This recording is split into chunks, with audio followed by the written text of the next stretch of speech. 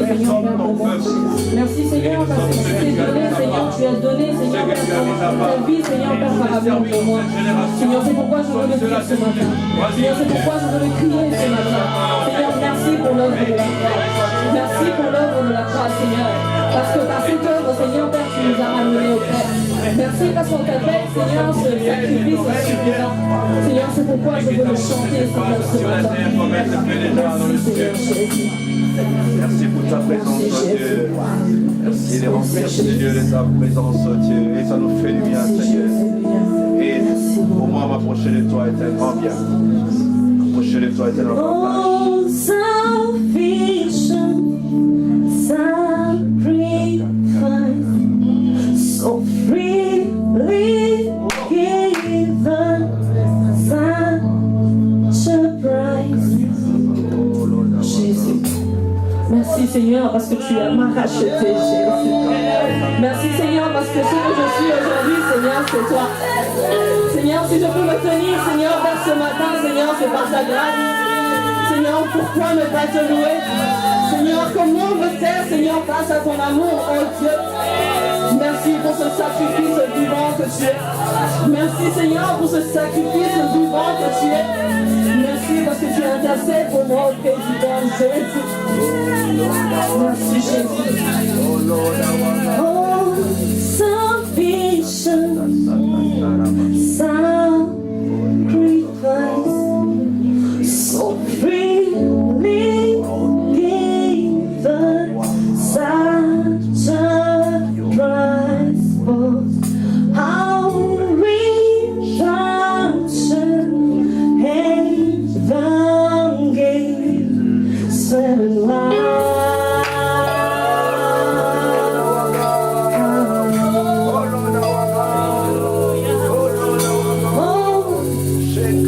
Salvation, sacrifice, so freely given, such a price for our redemption, heaven's gate, sweating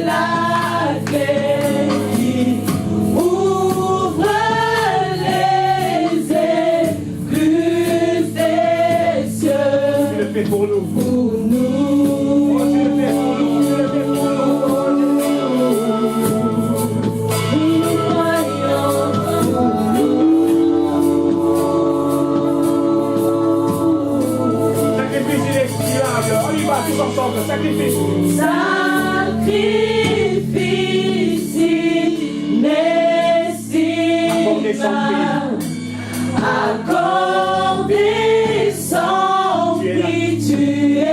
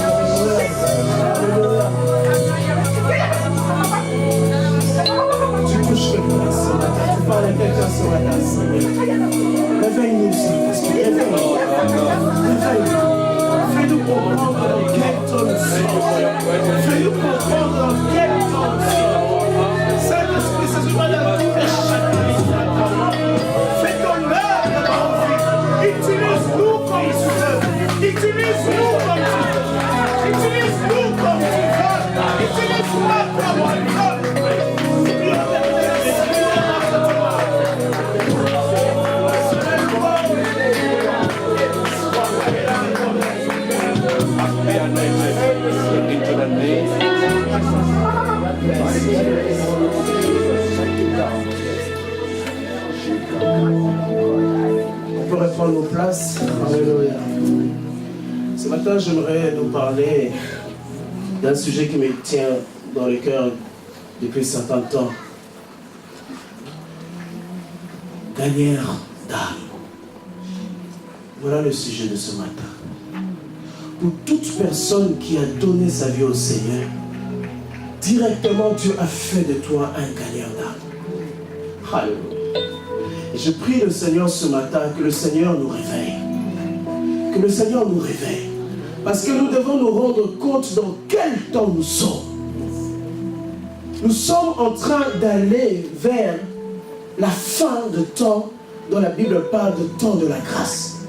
Il y a quelques semaines, le bien-aimé, l'ancien Adam a apporté une parole ici très profonde sur l'eschatologique, sur les événements qui arrivent.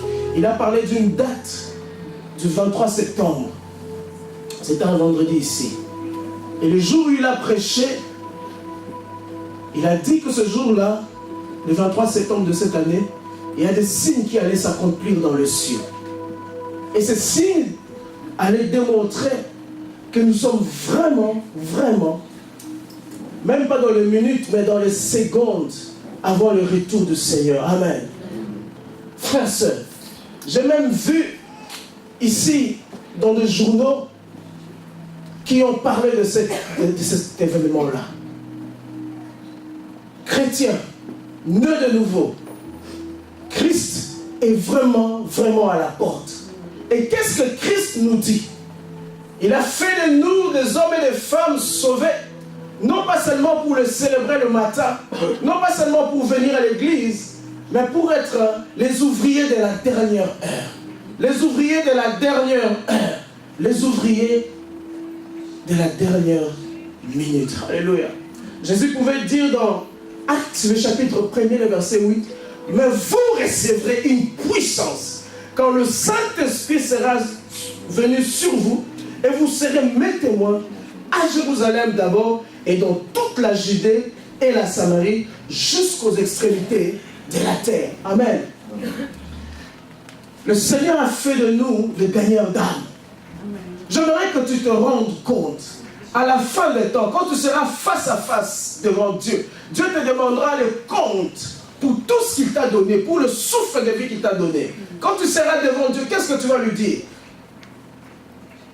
Le Seigneur va te regarder, il va dire, depuis que tu m'as rencontré, combien de personnes as-tu amené au Seigneur? Combien? Ces jours-là, tu seras peut-être là, ou je serai peut-être là, je dirai au Seigneur, Seigneur, je t'avais servi à la chorale. Dieu dira, c'était bon, mais ce n'était pas la priorité pour moi. Parce que la priorité pour le Seigneur, c'est de gagner des âmes. La priorité pour Dieu, c'est de gagner des âmes. Chacun d'entre nous sera face à face devant Dieu, dans le tribunal de Christ. Et ce jour-là, Dieu, tu seras devant Dieu, je serai devant Dieu. Et Dieu dira, qu'as-tu fait du Saint-Esprit que je t'avais donné? Qu'as-tu fait de l'onction du Saint-Esprit que je t'avais donné? Parce que chacun d'entre nous devra rendre des comptes à Dieu. Chacun. Je prie le Seigneur qu'à la fin de cette année, quand on devra passer pour rendre témoignage, je bénis Dieu quand le Seigneur nous visite, quand le Seigneur nous donne un travail, ou nous donne un enfant, ou nous donne, que sais-je. Je bénis le Seigneur parce que ça vient de lui. Amen. Mais le plus important pour le Seigneur, ce n'est pas le travail qu'il te donne. Le plus important pour Dieu, ce n'est pas l'enfant qu'il te donne. Le plus important pour Dieu, c'est que quand tu étais sur la terre, puisqu'il t'avait donné le Saint-Esprit, et qu'au travers du Saint-Esprit, tu as gagné des hommes et des femmes qui viennent vers le Seigneur. Amen. Jésus pouvait dire dans Marc, le chapitre 1er, les versets 32 à 39, la Bible déclare, le soir, après le coucher du soleil, on lui amena tous les malades et les démoniaques. Et toute la ville était rassemblée devant sa porte. Il guérit beaucoup de gens qui avaient diverses maladies. Il chassa aussi beaucoup de démons et il ne permettait pas aux démons de parler parce qu'il les connaissait. Vers le matin, pendant qu'il faisait encore très sombre, il s'éleva et sortit pour aller dans un lieu désert où il pria. Simon et ceux qui étaient avec lui se mirent à sa recherche. Et quand ils l'eurent trouvé, ils lui dirent, tous te cherchent. Écoutez la réponse de Jésus. Il répondit, allons ailleurs, dans les bourgades voisines, afin que je prêche aussi, car c'est pour cela que je suis sorti. Et il alla prêcher dans les synagogues par toute la Galilée et il chassa les démons.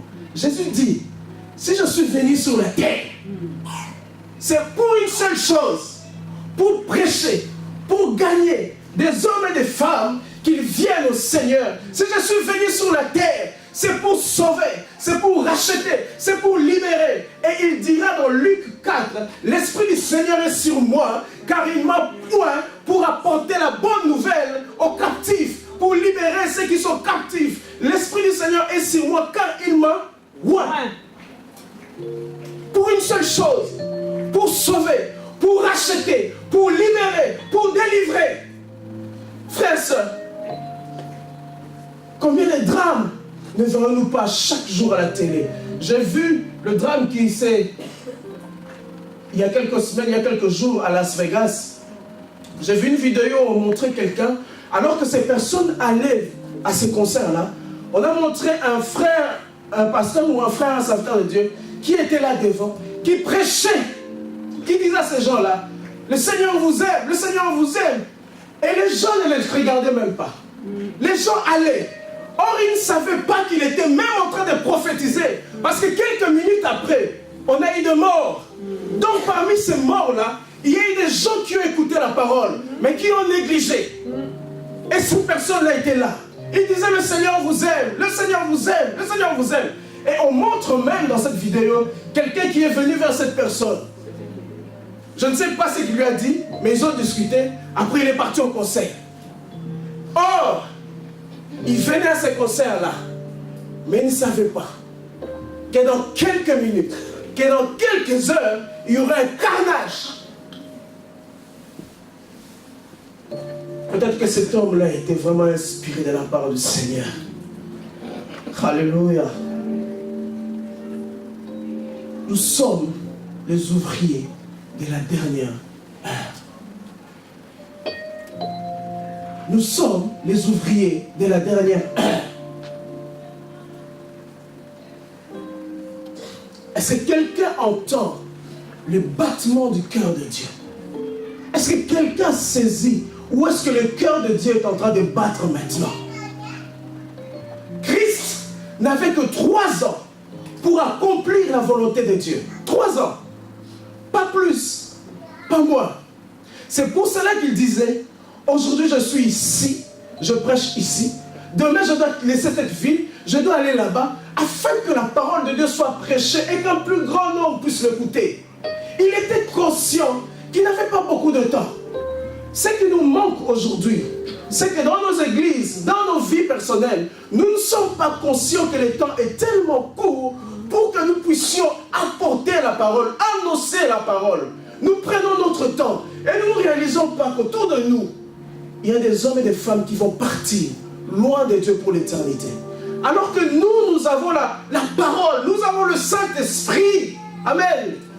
Le Saint-Esprit ne nous a pas été donné seulement pour servir ici dans l'église, que ce soit dans n'importe quel département tu peux être. L'un des plus importants pour le Seigneur, c'est que Dieu veut de nous, c'est que quel que soit le département dans lequel tu te retrouves, qu'à la fin, quand tu seras face à face de Dieu, que tu lui dises, Seigneur, j'ai apporté 5 personnes, j'ai gagné 10, j'en ai gagné 20, j'en ai gagné 30. Parce que la Bible déclare, lorsqu'un pécheur se répand, c'est le seul moment dans le ciel où il y a la joie. Le seul moment. Le seul moment. Tu peux être au service d'accueil, tu fais bien. Tu peux être à la chorale, tu fais bien. Tu peux être au nettoyage, tu fais bien. À l'intercession, tu fais bien. Mais ce jour-là, le Seigneur te dira, le Saint-Esprit que je t'avais donné, le Saint-Esprit qui était en toi, t'a été donné, afin que celui qui était captif soit libre, afin que celui qui ne savait pas dormir, parce qu'il était tourmenté la nuit, puisse retrouver la paix. Et ils ne peuvent pas trouver la paix s'ils n'entendent pas la parole. Ils ne peuvent pas trouver la paix s'ils n'écoutent pas la parole. Église, réveille-toi. Gagneur d'âme. C'était le seul but de Jésus. Il pouvait être un médecin ici. Il pouvait être dans le business. Ce n'est pas mauvais. Mais il savait que le plus important, ce n'est pas n'importe quelle profession que nous faisons sur la terre. Non. Car toutes les professions vont passer. Toutes, sans exception. Et il savait qu'il n'avait que 3 ans. La seule volonté de Dieu, il devait l'accomplir en 3 ans. Il a dit, Seigneur, envoie-moi afin que je sauve un plus grand nombre. Afin que je rachète un plus grand nombre.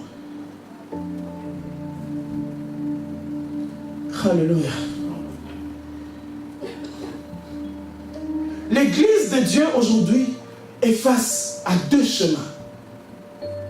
L'église universelle, aujourd'hui dans ce temps, est face à 2 chemins. Le premier chemin, la première vision, c'est cette vision qui est axée sur l'évangile de la bénédiction, qui n'est pas mauvais. Alléluia. Parce que Dieu est un Dieu qui bénit. Amen. Cet évangile de la bénédiction dit quoi?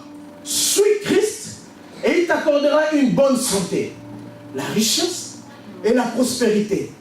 Ce message est devenu le message principal de beaucoup de nos églises. Ce n'est pas mauvais, mais c'est très dangereux si au préalable, la mission qui a été donnée à l'église, ce n'était pas de parler de la bénédiction sur nos propres vies, non. Parce que lorsque vous regardez dans les actes des apôtres, lorsqu'ils ont été loin, qu'est-ce qui s'est passé après? Ils n'ont même pas demandé à Dieu, Seigneur, bénis ma vie, non. La Bible enseigne que directement, ils ont commencé à annoncer la parole, afin que des hommes et des femmes soient sauvés. Amen. Ça, c'est la deuxième vision, le deuxième axe, qui est basé sur la mission. Amen. Sur la mission. Et dans cet évangile, on dit, ou dans cette pensée, Christ est mort pour les péchés de tous les êtres humains et il nous appelle, nous qui sommes son Église, à communiquer ce message à toutes les nations avant son retour. Alléluia. À communiquer le message. D'ailleurs, si aujourd'hui tu te tiens dans le Seigneur, c'est parce qu'un jour tu as entendu la parole, n'est-ce pas? Nous sommes le fruit, nous sommes le résultat du fait qu'un jour, soit directement ou indirectement, on nous a parlé du Seigneur et quelqu'un nous a gagné. Quelqu'un nous a ramenés près de la croix. Quelqu'un nous a montré le chemin. Il nous a dit, voici le chemin, suis le Seigneur, n'est-ce pas? Nous sommes là parce qu'on a été gagnés un jour. Et si on a été gagnés, c'est pour que nous puissions gagner plusieurs. Car le monde est dans le noir. Et nous sommes la lumière du monde, disait Jésus. Si nous ne nous parlons pas, il n'y aura point d'aurore. Si nous ne nous parlons pas, il n'y aura point de salut. Parce que dans ces temps, Dieu veut toucher le monde au travers de nous, au travers de toi, au travers de moi. Tu es le seul instrument actuellement sur lequel le Seigneur compte. Alors ne perds pas le temps. Tu as reçu le Saint-Esprit. Ce n'est pas seulement pour parler en langue. Parce que la Bible nous enseigne dans les actes des apôtres que quand ils ont reçu le Saint-Esprit, ils ont parlé en langue, n'est-ce pas? Mais après, ils sont devenus témoins. Ils sont allés annoncer la parole. Ils sont allés témoigner. La plupart d'entre nous, nous nous limitons à l'expérience du baptême dans le Saint-Esprit. Lorsque nous recevons le baptême du Saint-Esprit, c'est la marque de la puissance. Parce que Jésus disait, pour prophétiser, pour annoncer, vous avez besoin de la puissance, vous avez besoin du Saint-Esprit. Mais lorsque le Saint-Esprit se manifeste dans ta vie au travers du parler en langue, ça veut dire que tu es revêtu de la capacité maintenant de pouvoir aller prêcher et gagner des hommes et des femmes à Dieu. Amen. Donc ne te limite jamais que dans le parler en langue. Ce n'est qu'une porte dans le champ spirituel. Ce n'est qu'une porte. Mon cœur était dans la peine. Pourquoi? Parce que moi, je m'étais réalisé que ça faisait beaucoup de temps que je n'avais plus le cœur à gagner les gens. J'avais le cœur à venir dans la présence de Dieu pour moi-même.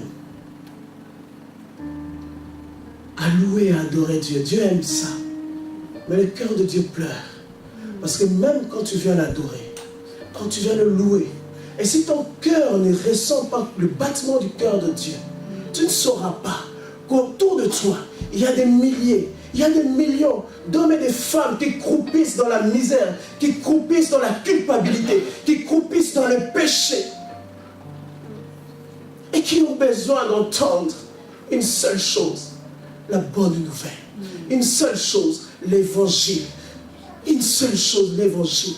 Alors je prie le Seigneur, que le Seigneur nous réveille, Église. Que le Seigneur nous réveille. Afin que le Dieu que nous servons, ce ne soit pas seulement le Dieu que nous connaissons comme un Dieu qui donne. Parce que souvent, nous avons résumé Dieu comme étant seulement un Dieu qui donne. Mais le cœur de Dieu, là où il bat, comment il bat, nous ne sentons rien. Nous ne connaissons rien. Seigneur, aide-moi. Fais de moi un homme qui ne te connaît pas seulement comme le Dieu qui donne, mais fais de moi un homme qui sait entendre où ton cœur bat. Alléluia. Un homme de Dieu, David Wilkerson, dirait un jour, il sortait, il marchait à New York il y a quelques années et il s'est tenu quelque part sur la route. Et le Seigneur le faisait voir qu'il y avait beaucoup de gens, des milliers de personnes qui revenaient du travail. Et David Wilkerson disait, il voyait beaucoup d'hommes et de femmes qui revenaient du boulot. Et le Saint-Esprit lui disait, ils reviennent du boulot, mais il y a peu parmi ces gens-là qui me connaissent. Quand tu es dans le métro, quand tu es dans le bus, les gens se lèvent tout le matin. Même toi, tu te lèves tout le matin. Tu vas au travail, tu reviens. Mais tu es accompagné ou tu accompagnes des gens qui ne connaissent pas Dieu. Et si aujourd'hui ils doivent mourir, ils iront en enfer. Et David Wilkerson dit au Seigneur, mais Seigneur, que dois-je faire?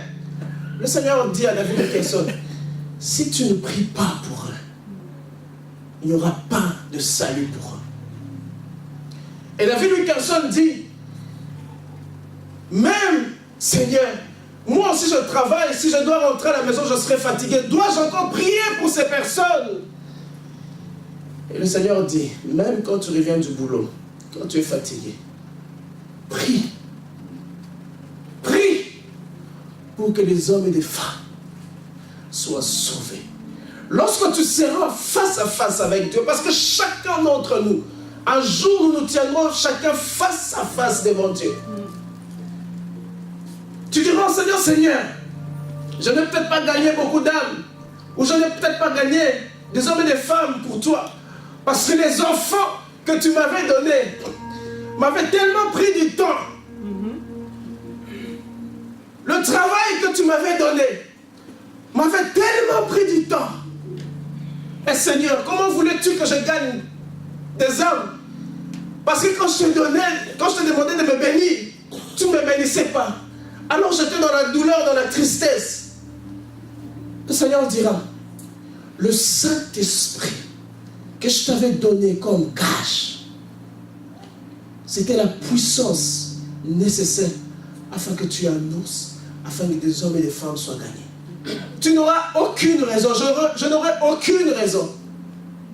Église, réveillons-nous.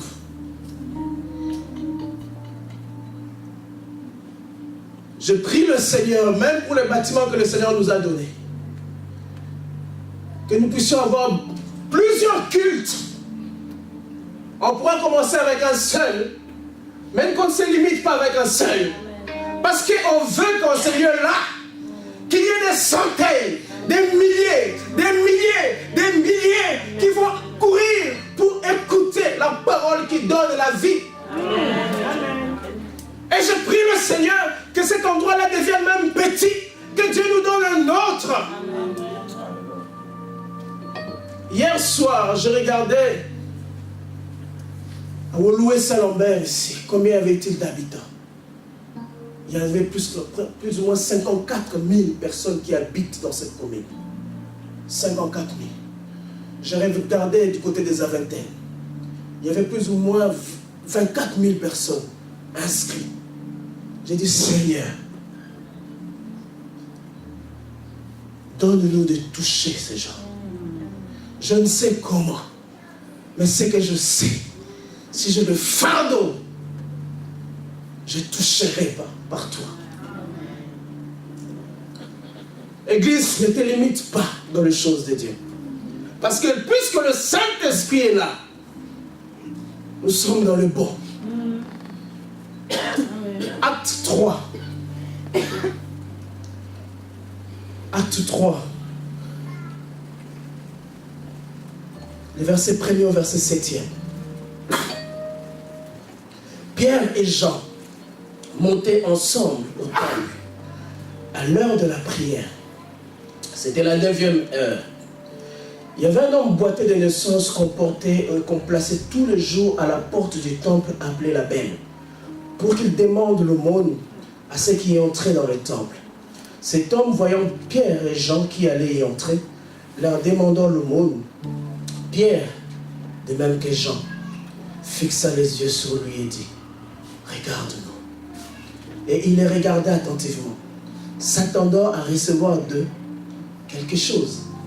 Alors Pierre lui dit, je n'ai ni or, ni argent, ni or, mais ce que j'ai, je te le donne. Au nom de Jésus-Christ de Nazareth, lève-toi et marche. Et le prenant par la main droite, il les fait lever. Au même instant, ses pieds et ses chevilles devinrent fermes. D'un saut, il fut debout et il s'est mis à marcher. Il entra avec eux dans le temple, marchant, sautant et louant Dieu. Tout le monde les vit marchant et louant Dieu. Amen. Amen. Cette histoire, nous allons la prêcher. Nous le prêcherons encore. Car c'est tellement riche. Alléluia. Ils viennent de recevoir le Saint-Esprit. Ils vont au temple et ils rencontrent quelqu'un qui était là. Je ne sais, durant des années, durant des semaines, durant des mois, je ne sais. Mais la Bible nous enseigne qu'il était là. Alors qu'il les regarde, il dit, donnez-moi cette aumône. La Bible enseigne que Pierre et Jean l'ont regardé. Ils lui ont dit, nous avons plus que l'aumône. Nous avons plus que l'argent. Car ce que nous avons, je l'aurais dit à quelqu'un, tu as quelque chose. Amen. Ne dis jamais que tu n'as pas. Tu as quelque chose. Il dit, ce que nous avons, nous te le donnons. Pierre et Jean sont devenus des gagnants d'âme. Alors ils allaient vers l'église, vers le temple, ils ont saisi l'opportunité que Dieu leur a présentée. Ils pouvaient passer et cet homme serait resté le même. Frères, sœurs, sur le chemin de la vie chrétienne, Dieu nous donnera des opportunités afin que nous puissions gagner des âmes. Ne sois pas insensible. Chaque fois que Dieu te donnera la possibilité de gagner, gagne. Ces hommes-là, ces jours-là, on se dit, maintenant, ce que nous avons. Ils n'ont pas dit, demain nous reviendrons.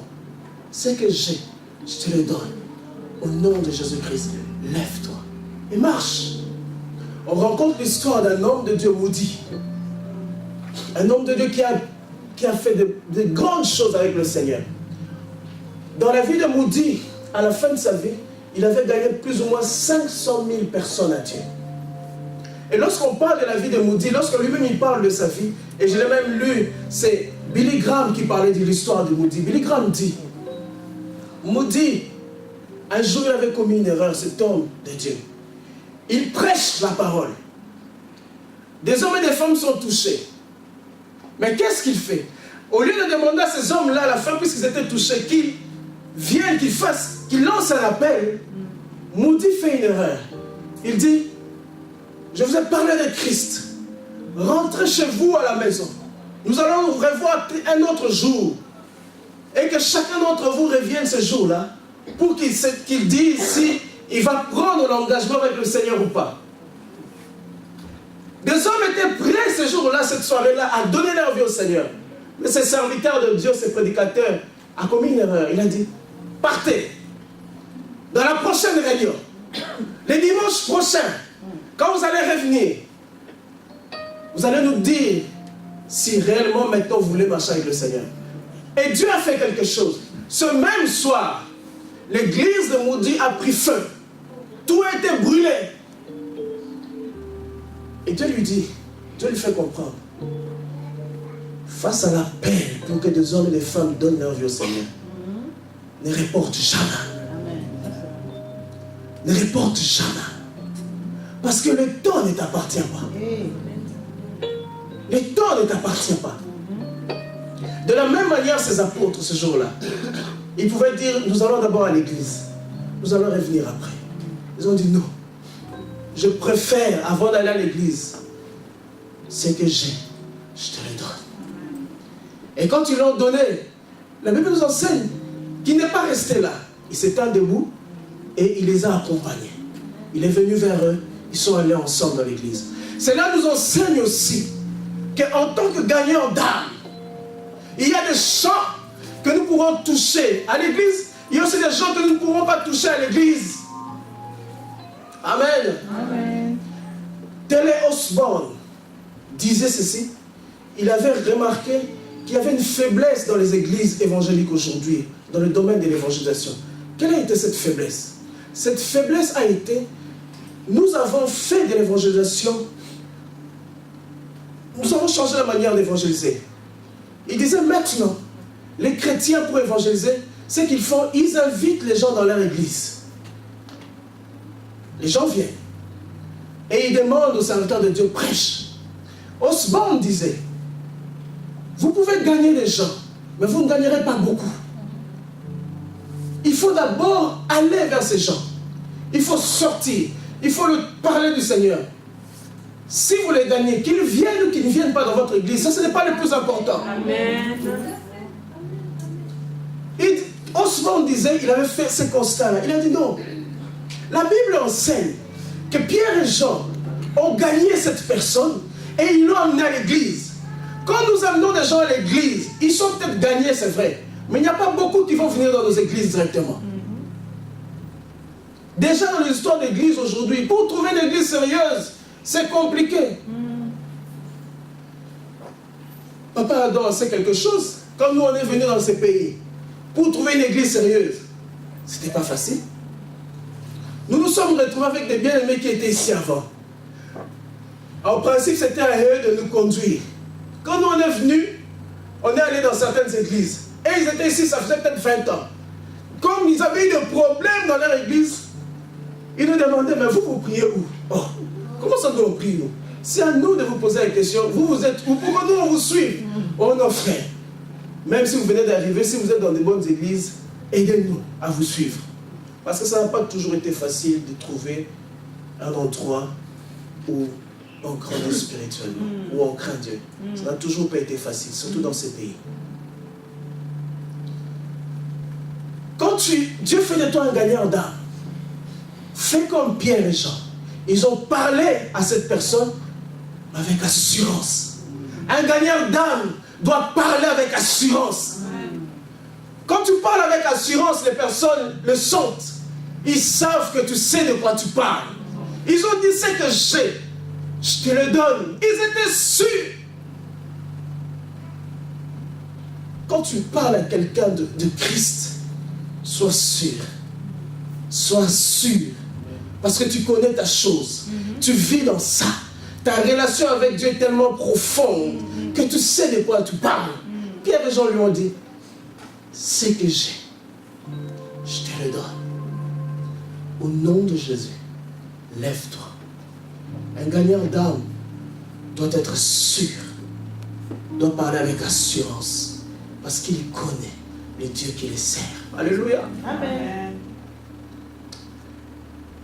Un gagnant d'âme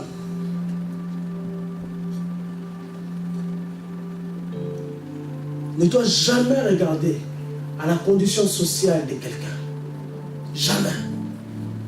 La Bible enseigne que cette personne-là était comme une personne qu'on négligeait, n'est-ce pas? Il n'avait pas comme beaucoup de valeur. Mais Pierre et Jean n'ont pas regardé à sa condition. Parce qu'ils savaient que Christ était mort pour tout homme. Pour tout homme. Pour tout homme. Ne regarde jamais à la condition de quelqu'un. Ne regarde jamais à la situation de quelqu'un, qu'il soit homophobe, qu'il soit homosexuel. Non, ça, ce n'est pas le plus important. Annonce la parole. Amen. Annonce l'évangile. Ne regarde jamais. Que la condition d'une personne ne soit pas un frein. J'ai vu une vidéo hier soir d'une mère dont on avait tué les fils. Et le fils est mort parce que c'était aussi un jeune homme qui avait tué son enfant. Je ne lui donnerai même pas 20 ans. Et cette vidéo était poignante parce que cette mère s'est tenue devant ces garçons. Il lui tenait comme s'il disait, je te pardonne parce que je suis chrétien. Tu as certes tué mon enfant. Tu as certes tué mon fils. Je te pardonne. Et j'ai pris le Seigneur que tu le rencontres, que tu le connaisses. Et on voit dans cette vidéo cette mère tenir l'assassin de son fils. Qui peut faire ça? Qui peut faire ça? Il disait, le regret de mon cœur, c'est que tu vas aller en prison.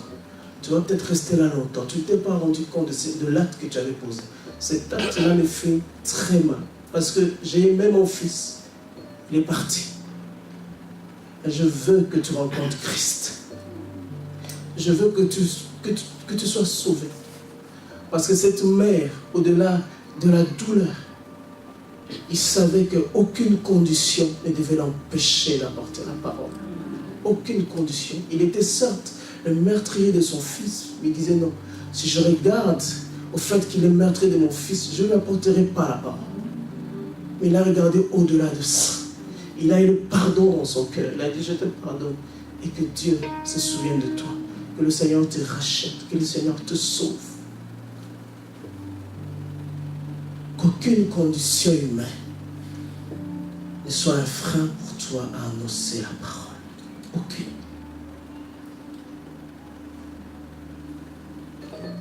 Et l'apôtre Paul dit dans 1 Corinthiens 9, le verset 16 à 22.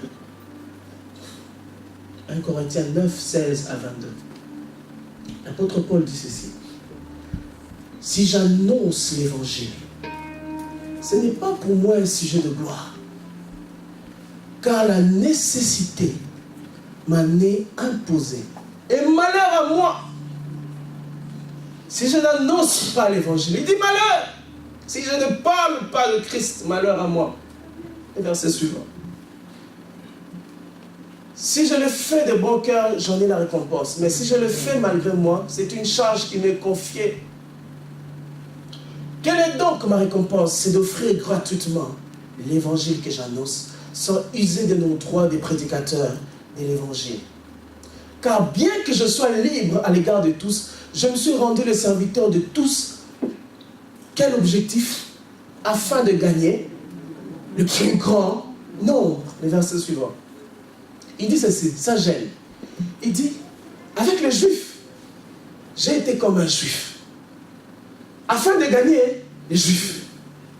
Avec ceux qui sont sous la loi, comme sous la loi. Quoique je ne sois pas moi-même sous la loi. Afin de gagner ceux qui sont sous la loi. Avec ceux qui sont sans loi, comme sans loi. Quoique je ne sois point sans loi, quoique je ne sois point sous la loi de Dieu, étant sous la loi de Christ, afin de gagner ceux qui sont sans loi. J'ai été faible avec les faibles, afin de gagner les faibles.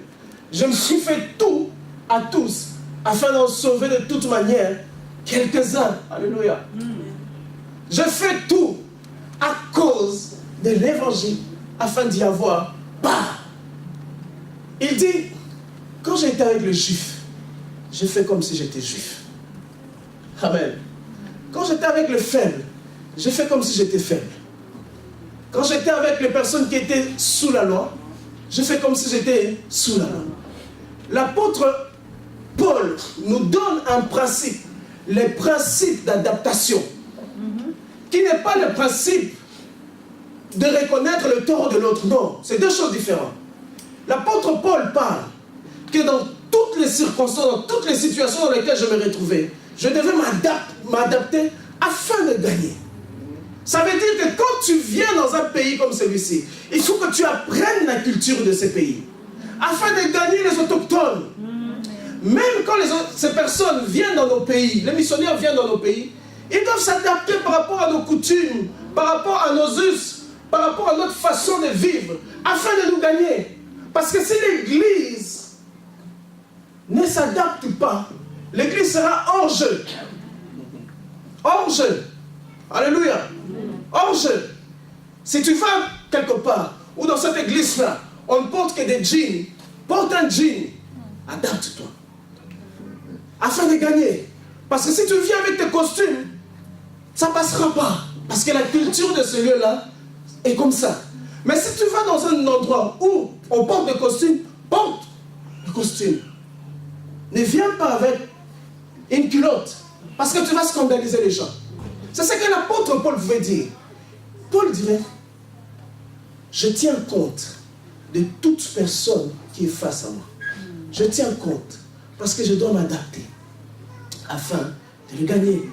Quand tu es avec des personnes qui sont très intelligentes, trop instruites, si tu es instruit, parle aussi un discours qu'ils vont comprendre. Parce que si tu ne parles pas ce discours-là, ils vont trouver qu'ils perdent leur temps. Mais quand tu es en face de personnes qui ne sont pas instruites, parle leur langage afin de les gagner. Alléluia. Ne sois pas freiné, ne sois pas rigide, non. Paul dit, il y a un principe pour gagner les gens. Il faut que tu t'adaptes dans le milieu, dans leur manière de vivre, comme ils sont. Il faut que tu connaisses ce qu'ils vivent, ce qu'ils ressentent. Alléluia. Tu pourras les gagner. Mais si tu es loin, si tu ne sais pas ce que les gens vivent, si tu ne sais pas ce que les gens, la manière dont ils souffrent, tu pourras parler, mais tu ne toucheras pas le cœur. Parce que tu ne connais rien de ces personnes. Alléluia. Il faut qu'on s'adapte. Au 21e siècle, il y a des choses. Il faut qu'on s'adapte pour annoncer la parole, pour gagner un plus grand nombre. Dieu nous a donné des atouts. Aujourd'hui, dans les médias, on peut toucher plusieurs personnes à la fois. C'est des choses qu'on doit utiliser, donc on doit bien utiliser. Alléluia. Je ne veux pas dire que Facebook, telle chose sont mauvais. Non. Je l'utilise, mais pour l'évangile. Parce que je sais qu'il y a des gens qui sont accrochés qu'à ça. Pour que je le touche, il faut que je passe par ces médias-là. Mais il y en a aussi qui ont dit qu'ils ne toucheront pas à tout ce qui est technologie, à tout ce qui est moderne. Face à eux, je ne viens pas avec tout ce qui est moderne. Je viens comme ils sont. Parce que je dois les gagner. Paul dit, afin de gagner un plus grand nombre. Alléluia. Afin de gagner un plus grand nombre. Une des choses qui a fait que l'Église primitive, parce que quand Jésus disait dans Acte 1:8, vous serez mes témoins, d'abord à Jérusalem, et puis en Judée et en Samarie. La vision du Seigneur était que l'évangile devait se répandre partout, n'est-ce pas? Quand les apôtres ont reçu le Saint-Esprit, ils ont commencé à annoncer la parole. Ils avaient oublié qu'ils ne devaient pas rester qu'à Jérusalem. Alléluia. C'est comme ça, vous allez voir. Quand ce jour-là, Pierre et Jean, dans Acte 3 que nous venons de lire, lorsqu'ils ont sauvé cette personne-là, ils allaient où? Ils allaient au temple, n'est-ce pas? Or, ils étaient déjà dans la nouvelle alliance. Or, au temple, on servait d'après l'ancienne alliance, n'est-ce pas? Ils n'avaient pas compris que le Seigneur leur avait déjà mis dans une autre alliance, dans une autre dispensation. Mais maintenant, quand ils vont au temple, ils n'arrivent même pas au temple. La Bible enseigne dans Acte 4. On avait déjà entendu que Pierre et Jean avaient fait un miracle. Et ce miracle-là leur a créé des problèmes. À telle enseigne que dans Acte 4, les responsables du temple ont dit non. Vous ne pouvez pas entrer ici. Ils les ont arrêtés. Ils les ont mis en prison. Amen. Dans Acte 7, là où on nous parle de la lapidation d'Étienne, ils étaient tous à Jérusalem. Ils devaient sortir afin de gagner un plus grand nombre. Et dans Acte 8, le chapitre 8, le verset 1er, on dit, quand Étienne est mort, la persécution a commencé. Et ils se sont dispersés. Si l'Église veut gagner un plus grand nombre d'âmes, l'Église doit s'étendre. Si l'Église veut gagner un plus grand nombre, l'Église doit s'étendre. Alléluia. Si l'Église reste au même endroit, à un moment, Dieu va permettre qu'il y ait des problèmes à l'interne. Et si on n'a pas le discernement, on va taper à côté. On va se créer des problèmes entre nous. Mais on doit comprendre que l'Église est appelée à s'étendre. La bande Bruxelles est appelée à s'étendre. L'autre fois, j'étais chez Papa Albert. On parlait, on discutait. Et j'ai dit à Papa Albert, waouh, tu quittes Rotterdam tous les dimanches pour venir sur Bruxelles. J'ai dit, Seigneur, aide-nous à implanter. Aide-nous à implanter. Oh, que si quelque chose peut commencer, que ce soit à Rotterdam ou ailleurs. J'ai dit à Papa Albert, tu traverses Anvers. Tu traverses d'autres communes. Juste pour arriver sur Bruxelles. J'ai dit, oh Lord, aide-nous. Parce que l'Église est appelée à s'étendre afin de gagner des milliers, afin que lorsque la trompette sonnera, que de Amsterdam, que de Rotterdam, que des hommes et des femmes s'élèvent dans le ciel, que de Bruxelles, que des hommes et des femmes s'élèvent, que de Charleroi, que de Liège, que de Londres, que de partout, que des hommes et des femmes s'élèvent au ciel. Parce que nous avons compris qu'à un certain moment, l'Église doit s'étendre.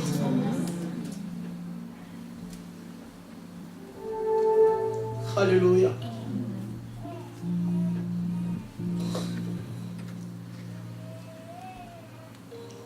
« 1 Corinthiens 1. Je vais finir bientôt. 17 à 21.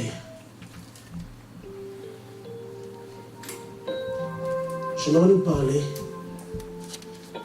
Quand tu dois gagner une âme, il y a deux choses importantes, trois choses importantes.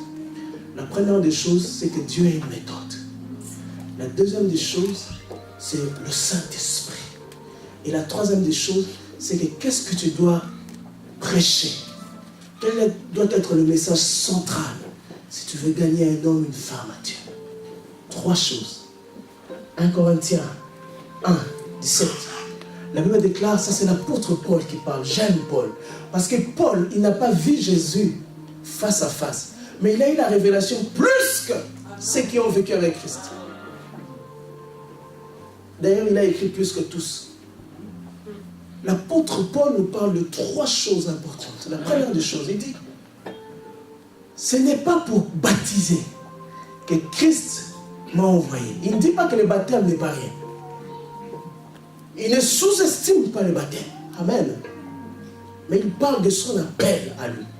Il dit, c'est pour annoncer l'évangile. Et c'est là sans la sagesse du langage, afin que la croix de Christ ne soit pas rendue vaine. Car la prédication de la croix est une folie pour ceux qui périssent. Mais pour nous qui sommes sauvés, elle est une puissance de Dieu. Aussi est-il écrit, je détruirai la sagesse des sages et j'en anéantirai l'intelligence des intelligents. Et il dit ceci, où est les sages? Où est les scribes? Où est les disputeurs de ce siècle? Dieu n'est-il pas convaincu de folie la sagesse du monde? Car puisque le monde, avec sa sagesse, n'a point connu Dieu dans la sagesse de Dieu. Ah, ça j'aime. Écoutez la méthode de Dieu. Il a plu à Dieu. Alléluia. Il a plu à Dieu de sauver le croyant par la folie de la prédication. Alléluia. Les Juifs demandent des miracles et les Grecs cherchent la sagesse. Nous prêchons Christ crucifié, scandale pour les Juifs et folie pour les païens. Mais puissance de Dieu et sagesse de Dieu pour ceux qui sont appelés tant Juifs que Grecs. Alléluia. Car la folie de Dieu est plus sage que les hommes et la faiblesse de Dieu est plus forte que les hommes. Est-ce qu'on peut acclamer la parole de Dieu?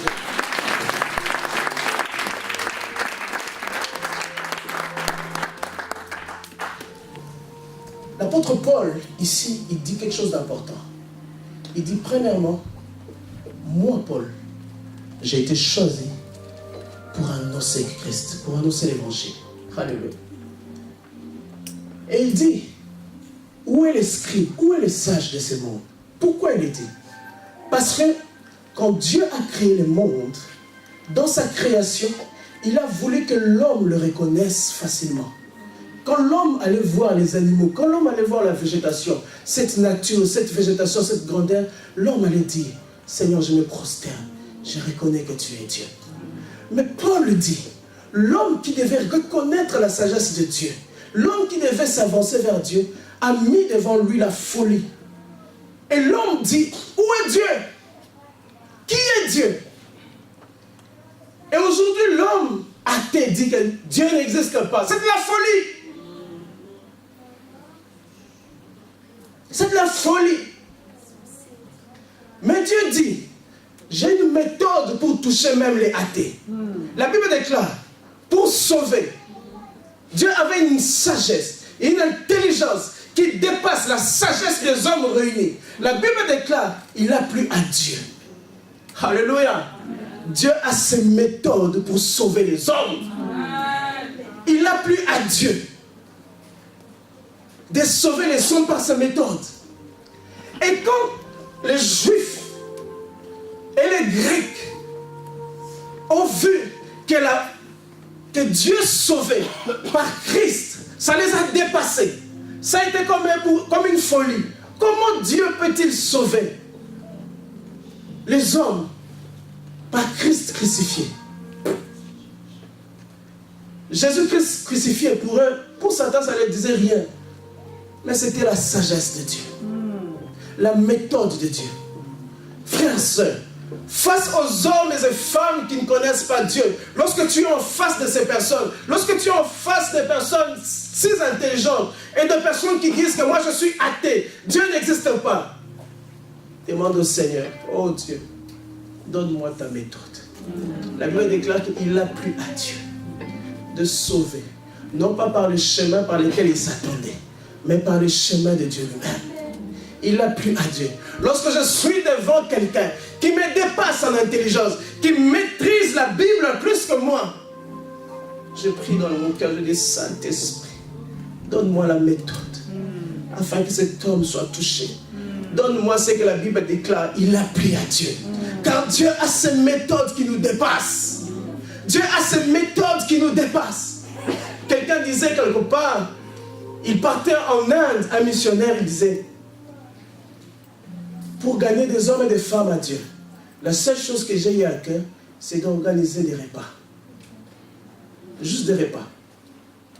Je ne les ai pas invités à l'église parce qu'ils n'allaient pas venir. Comme les gens aiment manger. La bonne ambiance. Les méthodes de Dieu. Et cet homme, ce missionnaire dit, il les a invités. Les personnes sont venues, ils ont mangé, il y a une bonne ambiance. Et après, puisqu'ils ont mangé, ils avaient les cœurs ouverts maintenant à recevoir la parole. Parce qu'il a plu à Dieu avec ses méthodes.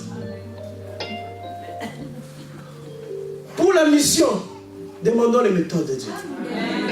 Ne nous embrouillons pas. Seigneur, comment gagner à Oloué? Montre-nous. Il a plu à Dieu. Comment vais-je gagner M. Van der Borg? Je ne sais pas.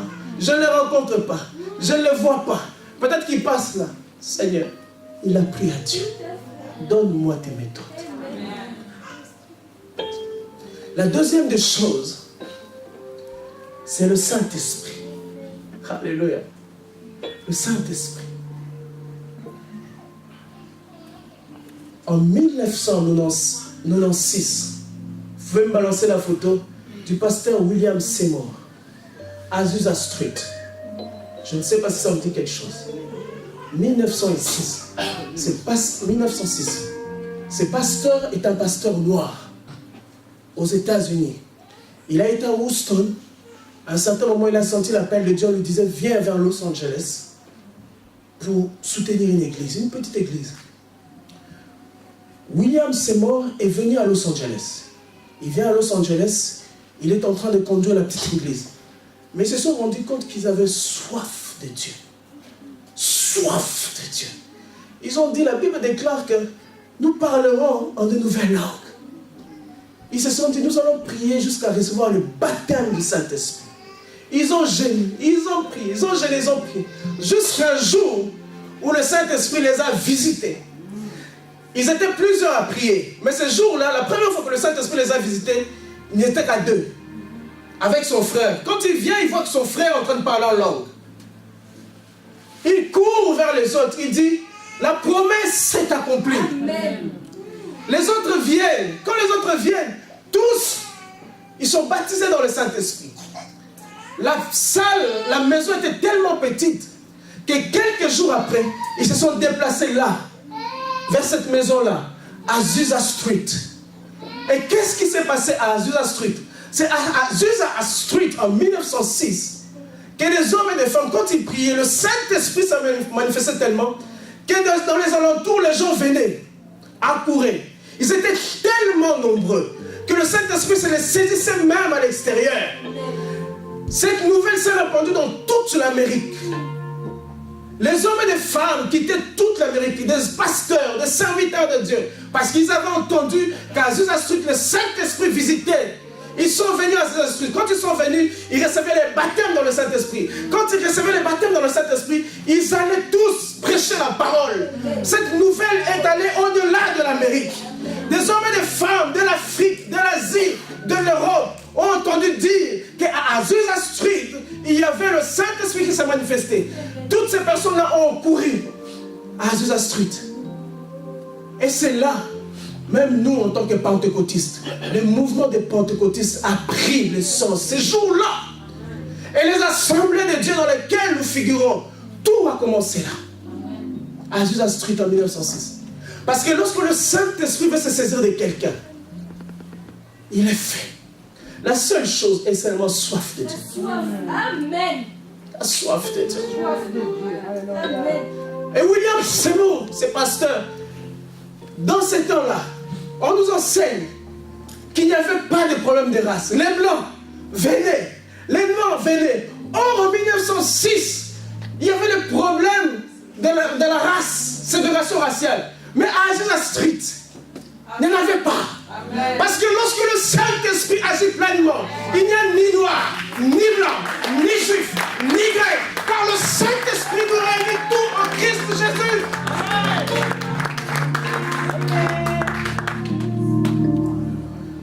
Et tout a commencé pour nous en 1906. Dieu avait décidé que l'église de la dernière ère soit remplie du Saint-Esprit. Pour une seule chose, être témoin. Être témoin. Être témoin. William Seymour disait, si tu es baptisé dans le Saint-Esprit, alors vas-y. Tu as reçu la chose. Tu as reçu la chose. Tu as reçu l'onction. Afin que des hommes soient libérés. Afin que les captifs retrouvent la liberté. Afin que le malade soit guéri. Tu as reçu la chose. Afin que quand tu poseras les mains aux malades, les malades seront guéris. Tu as reçu la chose. Afin que les démons soient chassés. Tu as reçu la chose. Afin que les aveugles retrouvent la vue. Tu as reçu la chose. Afin que les hommes et les femmes viennent à Dieu. Tu as reçu la chose. Tu as reçu l'onction. Tu as reçu l'onction. Afin que lorsque tu poseras les mains aux malades, le malade soit guéri. Tu as reçu l'onction. Afin que lorsque tu parleras,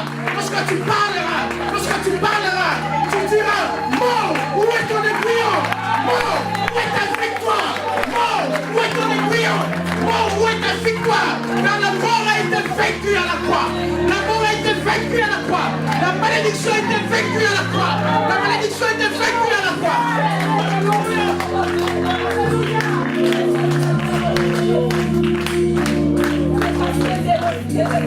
Hosanna dans les vitrines. La Bible dit qu'il y a de la joie dans le ciel lorsqu'il y a une âme qui se convertit. Hosanna dans les vitrines. Hosanna.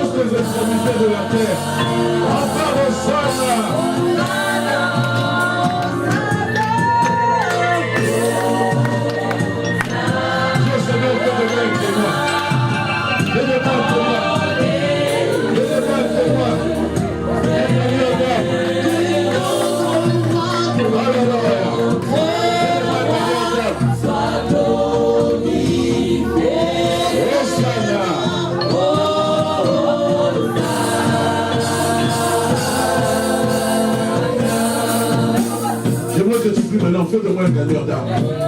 Donne-moi le fardeau. Donne-moi l'amour, la passion des âmes. Je ne vais pas passer à côté de ce SDF, sans parler de Jésus. Ça lui donne une pièce. Oh. Ah là là. Oh, Santa Roboché, Baba. Baba. Oh oui, Dieu Seigneur, s'il te plaît, fais de moi un gagnant d'âme. Même cette prostituée a besoin de rencontrer Jésus. Même ces sans-abri ont besoin de connaître qui est Jésus. Même ces musulmans ont besoin de rencontrer Christ. Même ces témoins de Jéhovah. Oh oui, Jésus. Oh là là. Nous voulons élever le nom de Jésus. Jésus, nous t'élevons plus haut. Jésus, que tu sois élevé. Alléluia. Jésus, nous t'élevons plus haut.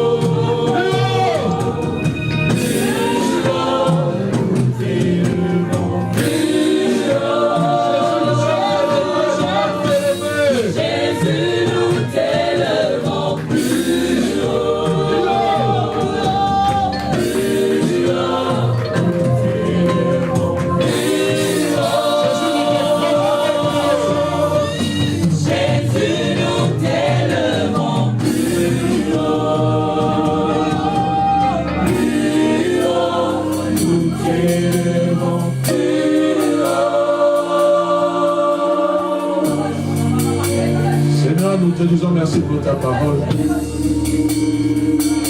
Seigneur, tu as fait de nous des serviteurs et des servantes de feu qui devons proclamer ton évangile.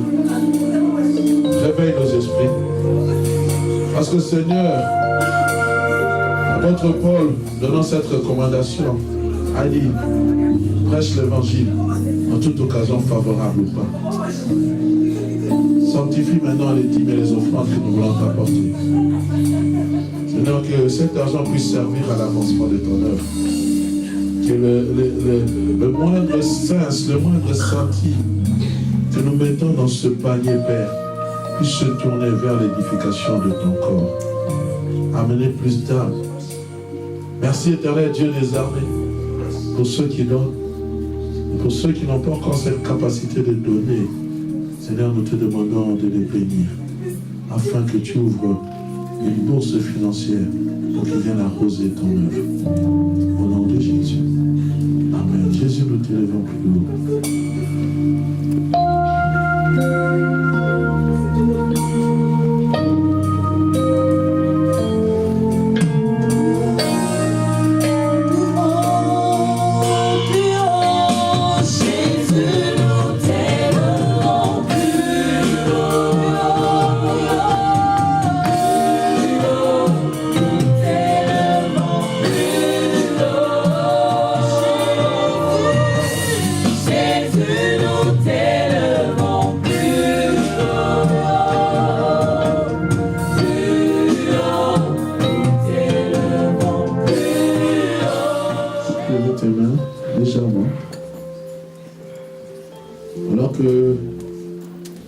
Est en train de prêcher, il y a ce passage de Matthieu 9, 36 qui m'est revenu.